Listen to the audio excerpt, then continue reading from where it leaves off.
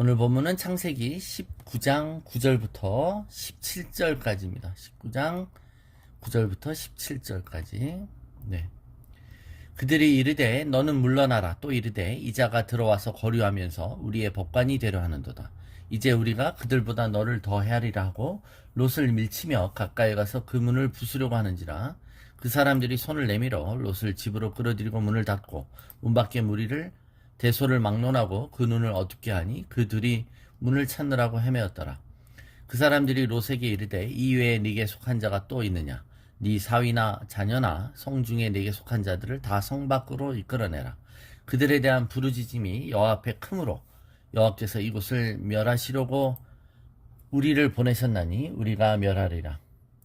롯이 나가서 그 딸들과 결혼할 사이들에게 말하여 이르기를 여호와께서 이 성을 멸하실 터이니 너희는 일어나 이곳에서 떠나라 하되 그의 사위들은 농담으로 여겼더라.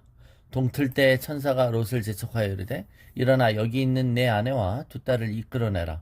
이 성의 죄악 중에 함께 멸망할까 하노라. 그러나 롯이 지체함에 그 사람들이 롯의 손과 그 아내의 손과 두 딸의 손을 잡아 인도하여 성 밖에 두니 여호와께서 그에게 자비를 더하심이었더라. 그 사람들이 그들을 밖으로 이끌어낸 후에 이르되 도망하여 생명을 보존하라. 돌아보거나 들에 머물지 말고 산으로 도망하여 멸망함을 면하라. 네. 소돔에 들어온 이 두 명의 천사들과 관계하겠다라고 이 롯의 집을 에워싼 깡패와 같은 이런 소돔 사람들의 폭행에 대해서 롯은 제안을 합니다. 그죠? 그 사람들 냅두고 우리 딸을 줄 테니 이 당신들의 의도를 포기하라는 것이죠. 그러자 이 소돔 사람들은 오히려 이런 제안을 하는 롯에 대해서 기분 나빠합니다. 그러면서 네가 외부에서 거류하면서 이자가 들어와서 거류하면서 우리의 법관이 되려 하는도다. 그러니까 여러분 굴러 들어온 돌이 박힌 돌을 빼내려고 하는 거야? 감히 네가 뭔데? 라고 하면서 이제 이 분노가 대상이 롯으로 변하게 되는 것이죠. 우리 땅에 온 주제에 우리를 가르치려고 하고 판단하려고 하느냐라는 것입니다. 이제 이들의 분노는 이들의 초점은 두 나그네가 아니라 롯을 향하게 되는 것이죠.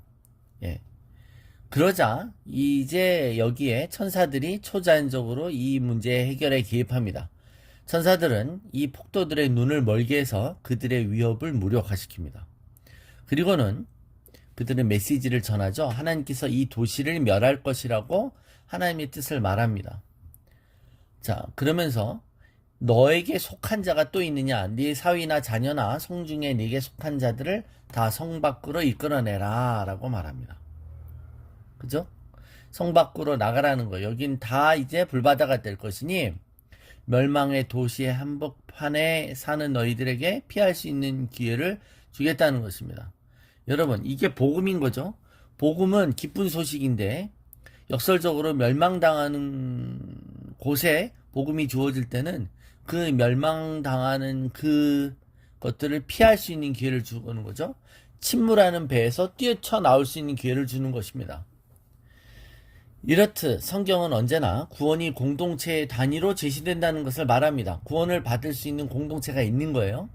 소돔이라는 사회 공동체가 아니라 그 안에서 믿음을 가진 롯의 가족 공동체인 것입니다. 그죠? 썩어져 가는 어떤 시민 공동체가 아니라 그것에서 존재하고 있는 하나님에 대한 믿음을 가진 신앙 공동체가 구원의 단위인 거예요. 그리고 그것에 믿는 가족인 우리가 바로 구원의 단위인 것입니다. 주 예수를 믿으라. 그리하면 너와 내 집이 구원을 받으리라. 사도행전 16장 31절 말씀 아닙니까? 자, 그렇다면 롯의 딸의 예비 사위였던 이 소돔에 있는 청년들도 그죠? 애인 잘 만나서 구원받을 기회가 주어진 것입니다. 심판을 피하라는 명령을 받았습니다. 근데 오늘 본문에 뭐라 그래요? 사위들에게 말했더니 그 사위들은 14절에 농담으로 여겼더라. 이 복음의 이 기쁜 소식을 농담으로 여겼다는 농담으로. 코웃음을 쳤다는 겁니다. 이 튼튼하고 번화하고 이 도시가 멀쩡한 도시가 멸망할 것이라는 말에 그들은 동의하지 않는 것입니다. 떠나기를 거부하는 것이죠. 여러분, 복음이 그렇잖아요. 여러분, 예수를 믿어야 된다고. 그랬더니 허무맹랑한 것으로 협박한다라고 말합니다. 복음을 들었을 때 사람들은 농담을 합니다. 물론 복음의 이 귀한 소식이 농담처럼 여길 정도로 얼마나 많은 기독교인들이 복음의 이 진정성과 이 소중함을 퇴색시키는 행동을 많이 합니까? 그죠? 통일교와 신천지와 별반 다르지 않는 기독교인의 조창기도회가 돼버리고 있잖아요. 예, 이런 걸 보면 안타깝습니다. 예, 그러면서 이 롯에 관련된 가족들과 식솔들, 사돈들은 이 복음의 제안을 거부하는 것입니다. 여리고성이 멸망할 때 두 정탐꾼의 권면을 들었던 라합의 친척들과는 대조적으로 반응한 것입니다. 붉은 줄을 매달고 이 집안에 속해 있는 자들은 죽임을 면할 것이라는 거죠. 항상 이 복음에 그런 부분이 있어요.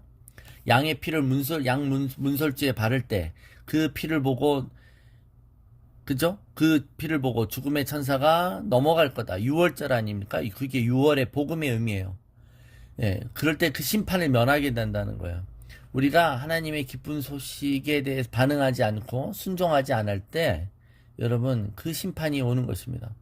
베드로후서 3장 3절 4절 먼저 이것을 알지니 말세에 조롱하는 자들이 와서 자기의 정욕을 따라 행하며 조롱하여 이르되 주께서 강림하신다는 약속이 어디 있느냐. 조상들이 잔후로부터 만물이 처음 창조될 때와 같이 그냥 있다 하니. 여러분 말세의 징조가 하나님의 자녀들을 향해 조롱하는 역사가 있다는 겁니다. 그들의 조롱의 근거는 세상이 옛날하고 똑같이 그대로 유지되고 세상은 튼튼하다라는 확신이 있었다는 거예요. 이 세상은 멸망하지 않아 라고 하는 것입니다. 자, 동이 틀 때에 천사가 롯을 재촉하여 이르되 일어나 여기 있는 내 아내와 두 딸을 이끌어내라. 재촉한다는 말은 예수님이 제자들을 재촉하여 배에 태우셨던 것처럼 어떻게 보면 그들을 관건했다는 거고 그들은 실제로 가고 싶지 않았지만 이 가족들을 끌어냈다라는 거예요. 그런데 그죠? 예.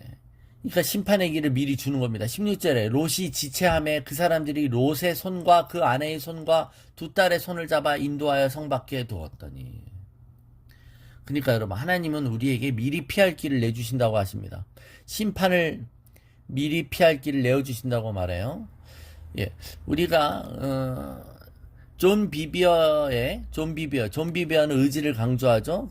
알미니안주의라고 뭐 이렇게 과도하게 오해를 받기도 하지만 그는 우리의 선택을 강조하는 복음주의 성경 교사죠. 그가 설명하는 구원은 이렇습니다. 화산 폭발이 일어나고 있습니다. 그 아래 우리는 이제 우리 힘으로 그 화산재가 떨어지는 영역을 벗어날 능력이 없습니다. 그런데 하나님 우리에게 차를 주셨어요. 차를 몰고 그 재앙에서 벗어나라고 우리에게 차를 주시고 키도 주셨어요. 그런데 그 키를 켜갖고 차를 끌고 나오는 건 우리의 선택이라는 거예요. 나올 수 있어요. 그런데도 피할 길을 주시는 거죠. 그런데도 롯은 망설이고 머뭇거립니다. 지체하고 있습니다. 뭐가 아쉬워서 그럴까요? 네, 여기서 이뤄놓은 모든 지위와 여기 있는 재물들 이거 버리고 다 떠나면 여태까지 과거가 무산되는 것 같죠. 그래서 내려놓지 않았다는 뜻입니다. 롯은 공포에 빠집니다. 여기에 공포란 무엇이에요? 두려움입니다.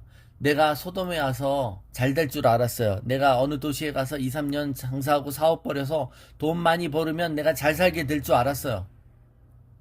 그런데 그 모든 것들이 수포로 돌아갈 때 자신의 모든 신념과 자신의 모든 것들이 허물어지는 것 같은 것을 느낄 때의 감정인 것이죠. 롯은 나름대로 법관이 되려고 하느냐라고 비난받았던 것처럼 이 도시의 사회적 지위를 얻어가고 있었고 딸들도 이곳 청년들과 잘 결혼해서 정착하는 순간이었어요. 소돔에서 쌓아놓은 부와 지위, 사회적 인맥들, 소돔에서 지지 기반이 되어줄 그 사돈댁과 사위들이 이 복음의 소식을 거부하는 마당에 과연 이 소돔을 떠날 것인가 말 것인가를 망설이는 것입니다. 이게 우리가 세상에 살아갈 때 우리가 느리는 번민이고 우리의 망설임이고 어정쩡함이고 우유부단함인 것이죠. 여러분, 저와 여러분이 이 세상을 떠날 때 가장 아쉬운 것이 무엇일까요? 실제로 우리는 이 세상에서 아무것도 가지고 갈 것이 없고 붙들 것이 없기 때문에 망설일 필요가 없는 것입니다. 우리가 빈손으로 와서 빈손으로 가는 거 아닙니까? 예. 아직도 머뭇거리고 있는 롯의 손을 천사들이 잡아서 성 밖으로 강권적으로 이끌어냅니다. 아마 성경에 몇 안 나오는 강권하시는 역사. 우리가 강권하옵소서 강권하옵소서 그러는데 하나님 우리를 강권하시지 않으세요. 개 목걸이처럼 끌어내서 억지로 끌어내지 않는다는 겁니다. 그죠? 자, 그래서 여러분 하나님의 은혜는 하나님의 뜻을 행하고자 하는 의지와 능력이라고 그랬는데 그런 자발적인 거잖아요. 그래서 그런 은혜를 주실 때 하나님의 뜻을 계시하셔서 그 뜻에 합하라는 은혜를 주시는 거예요. 근데 그 뜻에 순종하라고 할 때 머뭇거려요. 세상에 뭐가 그렇게 많은지. 그럴 때 추가적으로 주어지시는 은혜는 뭡니까? 우리가 망설이고 머뭇거리고 우리가 그것을 하려는 의지가 없을 때, 그 의지가 망설이고 있을 때 그냥 우리를 강권적으로 끌어내서 멸망의 자리에서 옮겨 놓아 주시는 그 은혜를 말하는 것입니다. 여러분, 이 두 번째 은혜까지 경험하시는 사람은 정말 복받은 것이죠. 그죠? 하나님이 강권적으로 은혜를 받는 자리로 우리를 옮겨 놓는 것입니다.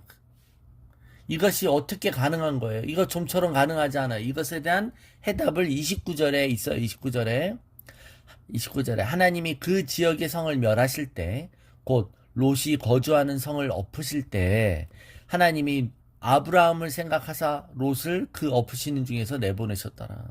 그러니까 롯을 내보내시고 강권적으로 그의 손을 잡아 이끄신 것은 누구 덕이고 누구 덕분이라는 거예요? 아브라함의 중보기도 덕분이라는 거예요. 우리는 아브라함의 중보기도가 아무 의미가 없었다고 생각했잖아요. 의인 10명이 있어도 멸하시겠습니까? 그럴 때 의인이라고 생각했던 아브라함은 누구를 상정한 것이에요? 롯의 가족 아닙니까? 근데 실제로 롯이 그런 의인이 아니었잖아요.